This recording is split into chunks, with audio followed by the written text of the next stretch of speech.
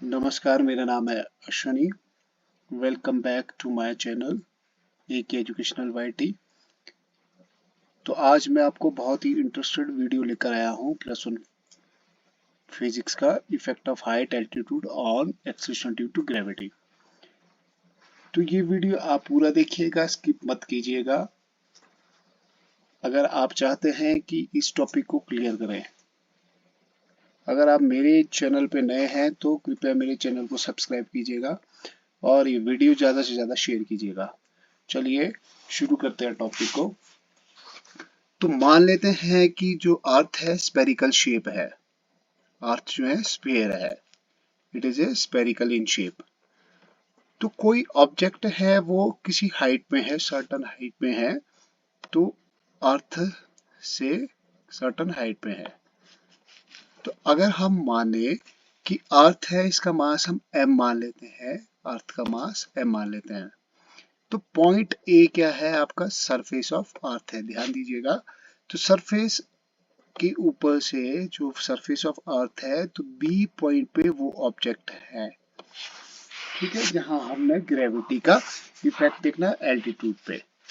तो मान लीजिए कि जो अर्थ का रेडियस है वो कितना है, आर है। अर्थ का रेडियस कितना है, आर मान के चलते हैं। तो जो हाइट है ऑब्जेक्ट की वो कितनी है, एच है। उस ऑब्जेक्ट की हाइट जो है वो कितनी है, एच है।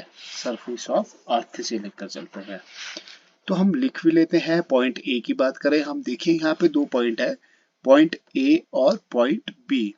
तो यहाँ हम ग्रेविटी की बात करें, अगर पॉइंट ए की बात करें तो ग्रेविटी यहाँ हम जी ले लेते हैं, और पॉइंट बी पे ग्रेविटी हम जी डैश ले लेते हैं, ठीक है। तो पॉइंट ए की बात करें हम, तो at point A, at point A, at point A, point A की बात करें अगर हम, तो ध्यान से देखिएगा कि यहाँ m जो हमने माना वो क्या है, मास ऑफ अर्थ है। Mass of earth, mass of earth है m। क्योंकि अर्थ जो है वो स्पेरिकली हमने बात की है, तो यहाँ पे स्पेरिकल भी बात कर सकते हैं हम। तो r जो है, r क्या माना है हमने यहाँ पर, radius of earth, radius of earth मानी है हमने, ये क्लियर है। तो यहाँ हमने एक चीज और मानी है, जो क्या है, g है। g क्या है, एक्सलेरेशन ड्यू टू ग्रेविटी है।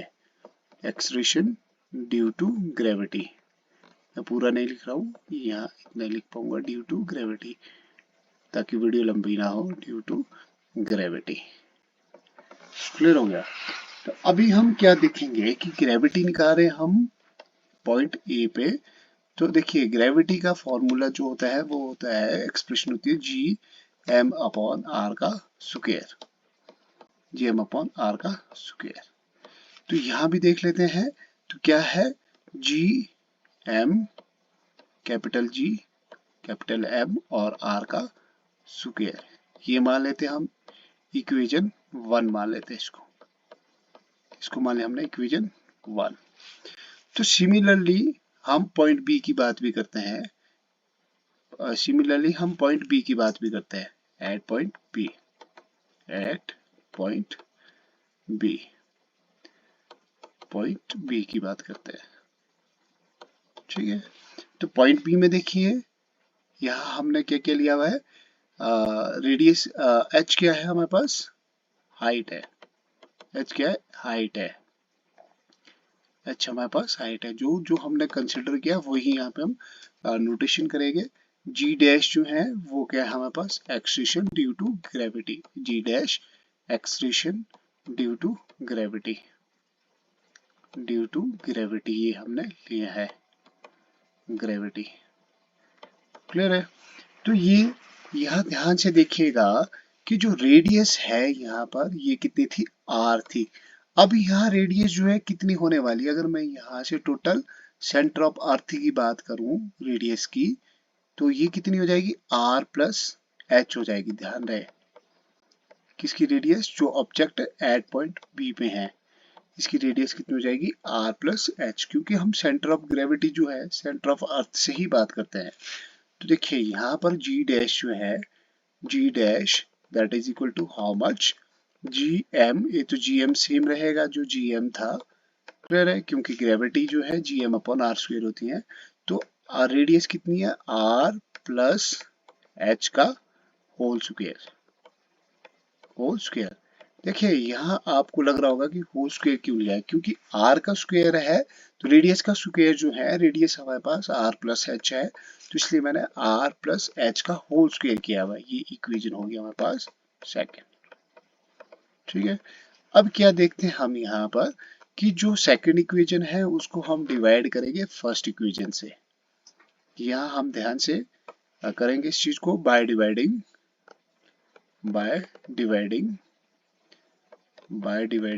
Equation second, by dividing second equation, sorry, first equation by second, first equation by second, second से फर्स्ट भी कर सकते हैं, कोई बात है, क्लियर है। तो हम यहाँ लिखेंगे g dash upon g is equal to gm upon r का square divided by second divided by first कीजिएगा, यहाँ पे माफ कीजिएगा मैंने गलत कर दिया है,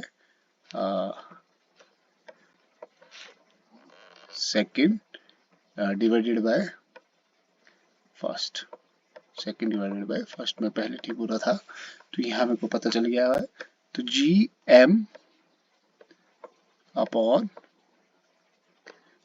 सॉरी यहाँ भी थोड़ा गलत हो गया इसी चक्कर में, क्योंकि हमने यहाँ पे गलत लिख लिया था। तो r प्लस एच का square upon G upon R का, जी एम अपॉन आर का भी स्क्वायर हो गया है। देखिए यहाँ थोड़ा सा कंफ्यूजन हो गया था, तो आप कंफ्यूज मत होइएगा, सेकंड बाय फर्स्ट था, तो सेकंड जो थी G M upon R plus H का स्क्वायर है upon G M upon R का स्क्वायर है। अब शायद क्लियर हो गया होगा। तो अब हम यहाँ पे डिवाइड करते हैं G M upon R plus H का स्क्वायर, आर प्लस एच का स्क्वायर मल्टीप्लाई बाय आर का square upon GM,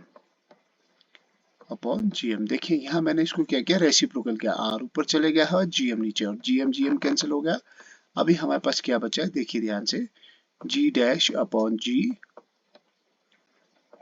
is equal to R square upon R plus H का होल स्क्वायर,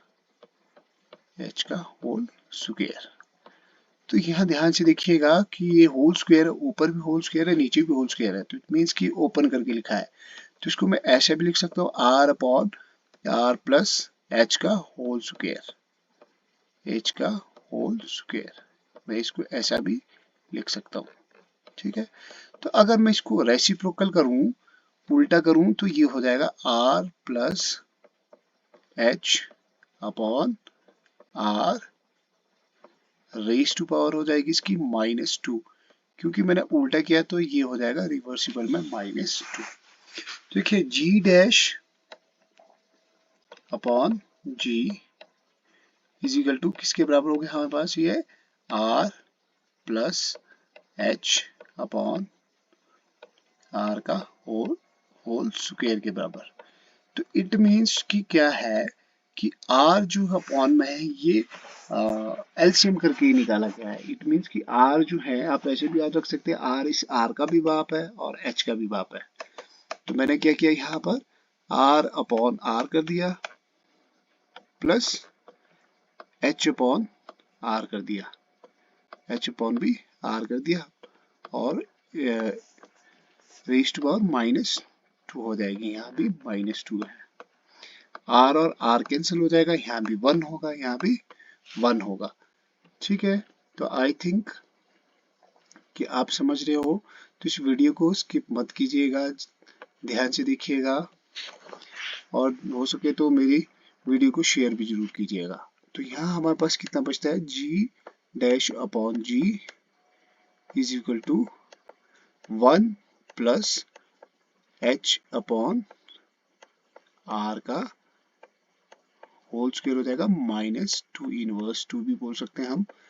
तो ये हमारे पास थोड़ा सा एक्सप्रेशन निकल गया है। अभी हम क्या करेंगे यहाँ से आगे कि इसको बाइनोमियल से एक्सपेंड करेंगे इस चीज को। तो अब करेंगे हम यहाँ पे by expanding binomial, by expanding binomial, binomial theorem, theorem. तो बाइनोमियल जो थ्योरम है एक्सपेंडिंग के लिए वो क्या बोलती है, ध्यान से देखिएगा। क्या कहती है कि a प्लस बी का रेस्ट पावर n जो है, a plus B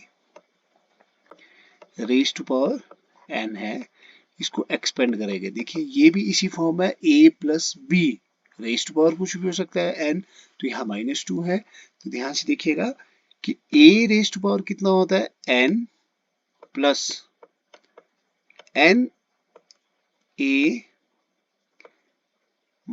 n minus raised power 1 into B plus n bracket ऊपर n माइनस 1 अपॉन 2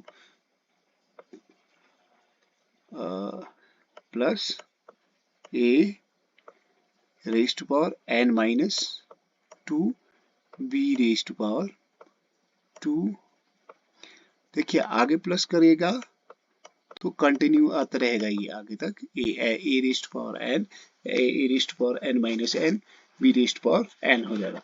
तो एक ध्यान से समझने वाली बात क्या है कि b की जो पावर है वो प्लस होते जा रही है, मतलब कि इंक्रीज हो रही है।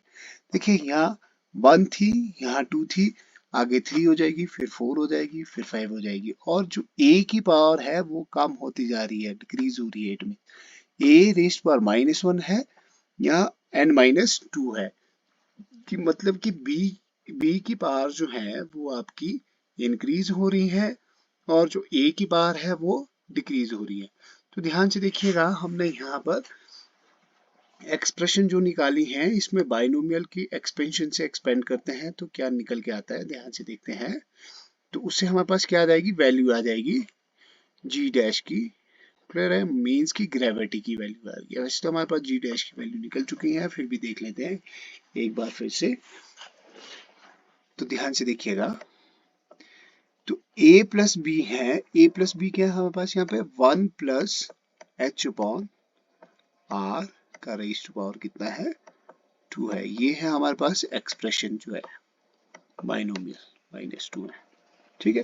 तो इसमें वैल्यू निकाल के देख लेते हैं, डाल के देखते हैं वैल्यू। a रेज़ टू यहीं करके देखते हैं, तो a कितना है हमारे पास 1 है, 1 रेज़ टू पावर कितना है n है, प्लस n कितना है हमारे पास, n देखेंगे हम यहाँ पर, n ये वाला n, ये पावर कुछ भी हो सकती है इस केस में। तो n जो है हमारे पास यहाँ कितना है, -2 है, n कितना है हमारे पास -2 है, और a कितना है 1 है। अब देखिए यहाँ पर n -1 है, अब a की 1 की रेज़ टू पावर कितनी भी डालोगे तो 1 ही आने वाला। अगर मैंने 2 लिख लिया तो कितनी आएगी, 1 आएगी। मान लो मैं 12 लिखूंगा तो 1 ही आएगी, क्लियर है। तो आगे देखते हैं, मल्टीप्लाई है b कितना है हमारे पास, h upon r, raise to power कितनी है यहाँ पर 1 है b की, तो मैं नहीं डालूंगा तो इतनी याद है यहाँ पास, प्लस n, ठीक है, n। चलिए यहाँ से आगे करेंगे तो n जो है, n की वैल्यू डाल देंगे -2, n -1 अपॉन 2, तो h अपॉन 2 याद आएगा हमारे पास ये, रिजल्टेड। तो देखिए जैसे जैसे हम आगे जाते रहेंगे तो जो रेडियस जो है h/2 है, सॉरी h अपॉन r जो है, ये जो है इंक्रीज होता रहेगा, मींस कि जो ऑब्जेक्ट है वो ज्यादा दूर होता रहेगा। समझने की कोशिश कीजिएगा कि अब मैं पहले ही बोल चुका हूं कि जब बाइनोमियल हम यूज करते हैं तो जो b की पावर है वो क्या हो जाएगी, इंक्रीज होती रहेगी। तो इंक्रीज होती रहेगी तो b क्या हमारे पास h अपॉन r है। h अपॉन r है तो वो जो h अपॉन r जो है वो क्या हो रही है, बढ़ रही है। इट मीन्स कि वो ज्यादा दूर दूर जा रहा है ऑब्जेक्ट। जितना दूर जाएगा तो उसकी वैल्यू कितनी आएगी, कम आएगी। उसकी वैल्यू क्या आ जाएगी, कम आ जाएगी, स्मॉल आ जाएगी वैल्यू। स्मॉल वैल्यू को हम क्या करते हैं, यहाँ पर लीव कर देते हैं। इट मीन्स कि हम उसको नहीं लेते हैं, स्मॉल वैल्यूज नेग्लेक्ट कर लेते हैं हम। अगर फिजिक्स की लैंग्वेज में बोले तो नेग्लेक्ट कर लेते हैं। तो इसलिए जो ये वाली वैल्यू मैंने नहीं डाली है, अगर आप चाहें तो आप डाल के निकाल सकते हैं। तो देखिएगा वो बहुत छोटी आएगी। तो इसको हम यहीं पे सॉल्व करने की कोशिश करते हैं। तो 1⁻n जो है 1 हो गया है, प्लस यहाँ -2 इंटू 1 कितना हुआ, -2, माफ कीजिएगा प्लस लिख लिया मैंने यहाँ, -2 इंटू 1 इंटू एच, तो कितना आ जाएगा यहाँ पास -2h -2h अपॉन यहाँ हो जाएगा r। ये जो था ये थी एक्सप्रेशन ग्रेविटी के लिए, बाइनोमियल एक्सप्रेशन से जो हमने फाइंड आउट की है। अगर आप मेरे चैनल पे नए हैं तो कृपया मेरे चैनल को सब्सक्राइब जरूर कीजिएगा। तो यह है g dash upon g is equal to g dash upon g is equal to 1 - 2h upon r। Clear है। तो जो अब यहाँ से आगे जो प्लस की टर्म है, यहाँ से आगे जो प्लस की टर्म है वो क्या हो जाएगी, नेग्लेक्ट हो जाएगी। वो क्या हो जाएगी, नेग्लेक्ट। नेग्लेक्ट क्यों होगी, तो मैं आपको बोल चुका हूँ कि वो क्या है, रेज टू पावर जो है बहुत ही हायर आने वाली है, हायर कंटेन करेगी। तो इट मीन्स कि उसकी वैल्यू क्या आएगी, छोटी आती रहेगी, वैल्यू आती छोटी आती रहेगी।